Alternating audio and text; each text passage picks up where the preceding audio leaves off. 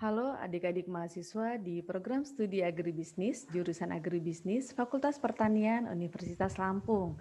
Selamat datang di mata kuliah Tata Niaga Pertanian pada bagian kedua.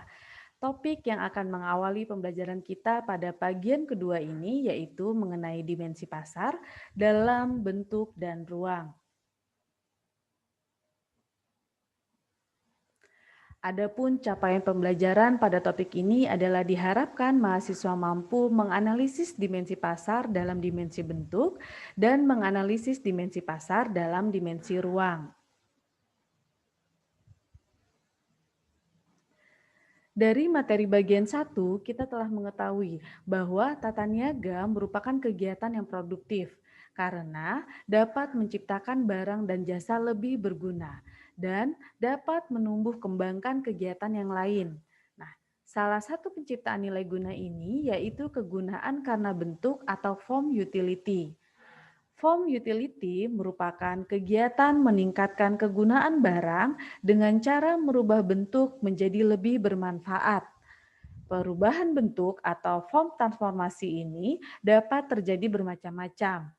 Mulai dari yang sederhana seperti mencuci sampai bersih atau washing, memilih mutu atau grading, dan mengemas atau packing, sampai ke proses yang lebih rumit lagi yaitu pengolahan atau processing. Misalnya, dari 100 kg ubi kayu diolah menjadi gaplek berjumlah 60 kg, kemudian jika diolah menjadi pelet akan menghasilkan 40 kg pelet, dan jika diolah menjadi tepung tapioka akan menghasilkan 20 kg tepung tapioka. Nah, ini tentu saja menjadi lebih berguna lagi bagi manusia. Untuk lebih memahami lagi proses perubahan bentuk pada komoditi pertanian, silakan kalian menonton video pada link berikut ini.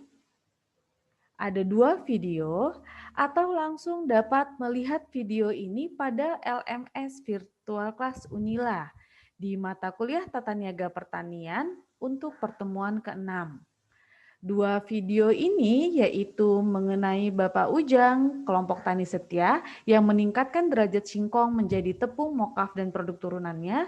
Kemudian ada video mengenai pembuatan gula pasir di sebuah pabrik, dapat ditonton selama kurang lebih 8 menit.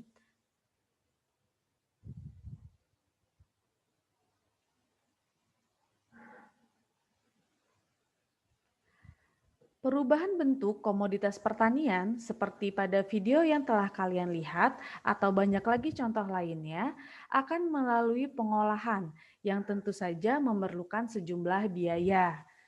Setiap macam bentuk produk olahan yang berasal dari bahan baku yang sama akan menerima harga yang sama.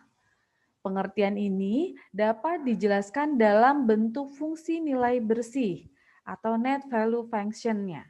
Sebagai gambaran, anggap saja suatu bahan baku yang diolah kemudian dapat menjadi produk akhir X dan Y. Misalnya PX adalah harga produk akhir X dan PY adalah harga produk akhir Y, kemudian CX dan CY adalah biaya pengolahan masing-masing produk, maka fungsi nilai bersih untuk setiap produk akhir tersebut adalah NX sama dengan XPX dikurangi dengan CX dan NY adalah YPY dikurangi CY.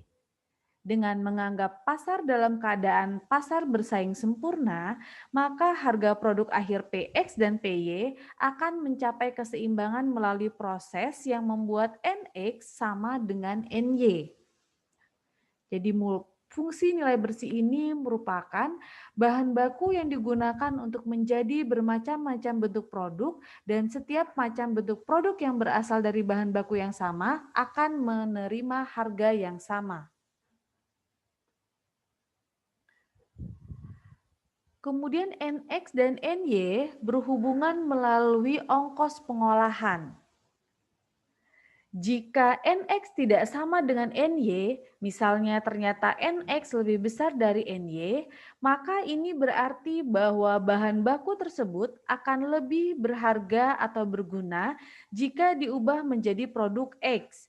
Dengan demikian, akan ada kecenderungan beralihnya penggunaan bahan baku untuk menghasilkan produk akhir X daripada Y. Hal ini kemudian akan menyebabkan pasokan untuk produk X lebih banyak daripada produk Y. Relokasi bahan baku dari X menjadi Y atau dari Y menjadi X akan berhenti pada saat nilai NX sama dengan NY, yaitu kondisi di mana tidak ada lagi insentif untuk merubah proporsi X dan Y tersebut. Jadi NX sama dengan NY sama dengan P, di mana NX dan NY ini adalah permintaan bahan baku menggambarkan, kemudian P adalah menggambarkan penawaran dari bahan baku tersebut.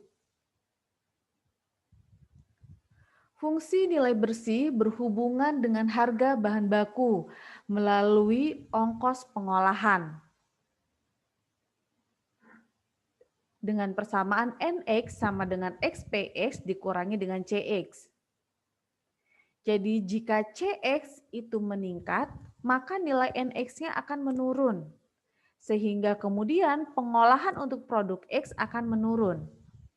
Bahan baku lebih banyak digunakan untuk menghasilkan produk Y sehingga penawaran atas produk Y itu meningkat. Jadi penawaran untuk produk Y-nya menurun.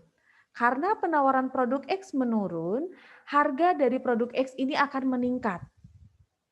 Nah, karena harganya naik, maka kembali akan diproduksi dalam bentuk produk X, bahan baku yang ada.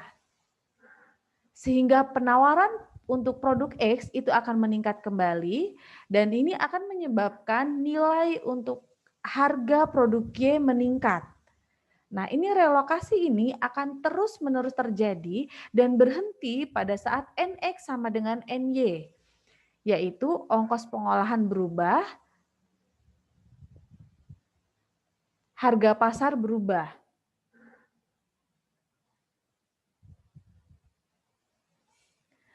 Materi selanjutnya yaitu dimensi ruang atau pasar dalam ruang dan ongkos pemindahan.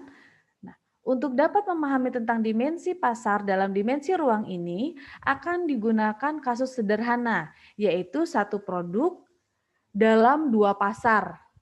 Jadi pasar dalam ekonomi itu merupakan pertemuan atau perpotongan antar kurva permintaan dan kurva penawaran. Titik perpotongan kedua kurva akan menentukan harga dan jumlah yang diperjualbelikan.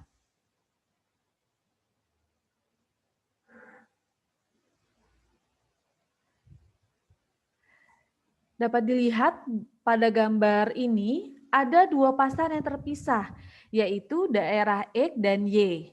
Di dalam daerah X, harga itu adalah PX dan jumlah adalah QX. Kemudian di daerah Y, harga dan jumlah itu adalah PY dan QY. Jika tidak ada hubungan perdagangan antara daerah X dan Y, maka kedua pasar mempunyai keseimbangan masing-masing. Jadi keseimbangan daerah Y adalah di sini, kemudian keseimbangan daerah X adalah di sini. Tapi jika terjadi hubungan antar pedagang di daerah X dan Y, misal karena kemudian mereka mengetahui bahwa harga di daerah X lebih besar dari harga di daerah Y, lalu diasumsikan bahwa ongkos pemindahan atau T sama dengan 0, maka pedagang di daerah Y akan membawa sebagian pasokannya ke daerah X. Dan sebagai akibatnya, harga di daerah X akan turun dan harga di daerah Y akan naik.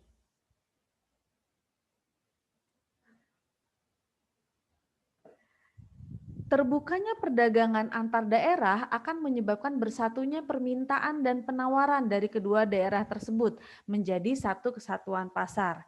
Jadi dengan asumsi tadi bahwa ongkos pemindahan dianggap nol, maka perdagangan akan berhenti bila harga di kedua daerah itu sama, yaitu pada tingkat harga OC. Sehingga kemudian dua pasar yaitu di daerah X dan Y menjadi satu kesatuan.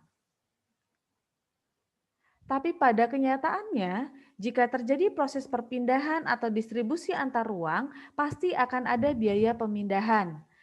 Biaya pemindahan ini merupakan biaya yang dikeluarkan untuk memindahkan barang antar dua daerah atau lebih, sehingga bisa terjadi keadaan di mana hubungan antar jarak dengan biaya pemindahan tidak dimulai dari titik pangkal atau nol.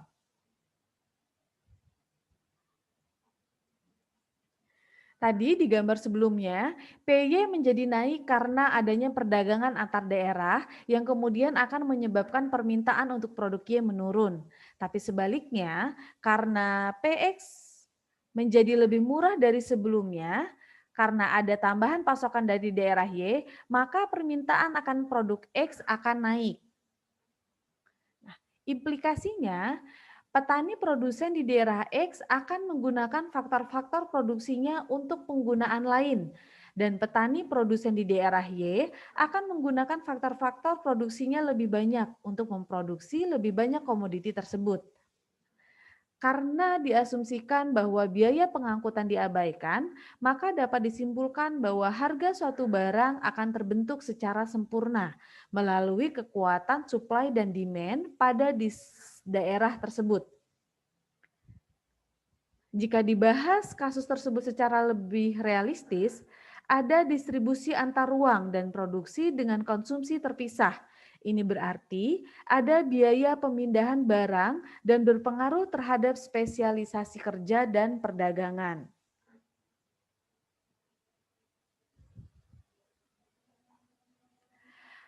Pada gambar ini, adik-adik bisa lihat bahwa ada beberapa macam tipe hubungan antara jarak dengan biaya pemindahan yang semuanya tidak dimulai dari titik pangkal nol, tetapi dimulai dari titik potong atau interseptnya, yaitu ada TA, TB, TC, dan TD.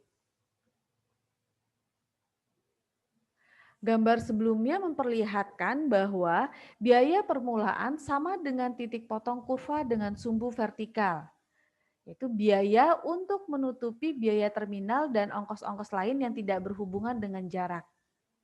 Jadi tipe A adalah suatu garis horizontal yang biaya pemindahannya konstan dan tidak tergantung dengan jauh dekatnya jarak.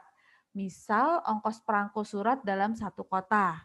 Kemudian tipe B merupakan biaya pemindahan bertambah dengan panjangnya jarak yang ditempuh.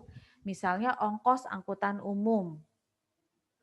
Tipe C itu merupakan hubungan kontinu yang menunjukkan adanya biaya permulaan untuk menutupi biaya yang tidak ada hubungan dengan jarak. Misalnya, taksi yang menggunakan argometer. Jadi sebelum dimulai perjalanan, maka sudah ada tarif dasar yang ditentukan. Dan tipe D itu adalah suatu hubungan yang kontinu, tetapi biaya bertambah dengan laju yang berkurang dengan jarak. Biaya pemindahan dan biaya lainnya dipengaruhi oleh keadaan topografi, sifat produk yang akan diangkut, serta lembaga pengangkutan seperti bentuk kompetisi dan adanya pemerintah dalam masalah angkutan pada suatu wilayah. Biaya pemindahan atau transfer cost ini adalah meliputi kegiatan pengangkutan dari pusat-pusat pasar dan distribusi ke pedagang grosir, pengecer, dan konsumen akhir. Biaya pemindahan terdiri dari biaya yang tidak langsung berhubungan dengan ruang atau panjangnya pergerakan, seperti ongkos untuk kegiatan jasa-jasa lain yang bukan merupakan fungsi dari jarak yang biasa disebut dengan biaya pemindahan. Kemudian biaya yang secara langsung berhubungan dengan jarak yaitu disebut biaya pengangkutan, dan biaya tetap yaitu biaya terminal untuk biaya pengangkutan yang berhubungan dengan jarak, misalnya taksi dalam kota. Untuk lebih memahami terkait materi dimensi pasar dalam dimensi waktu, kalian dapat menyimak video pembelajaran dengan link yang tak tertampil, yaitu mengenai ide usaha di desa menjadi pengumpul sayur, terbukti hasilnya jutaan rupiah.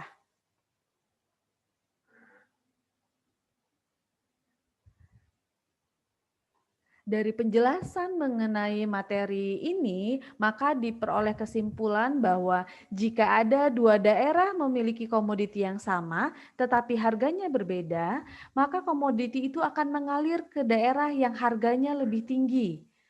Aliran ini akan berlangsung selama harga di kedua daerah masih berbeda dan berhenti jika harga di kedua daerah sama. Dengan adanya tambahan biaya pemindahan, maka komoditi akan bergerak dari daerah dengan harga tinggi ke daerah yang harganya rendah dan berhenti pada saat keseimbangan tercapai, yaitu bila perbedaan harga hanya sebanyak ongkos pemindahan.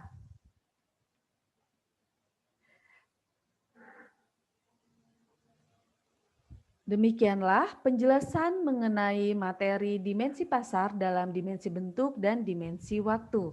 Terima kasih.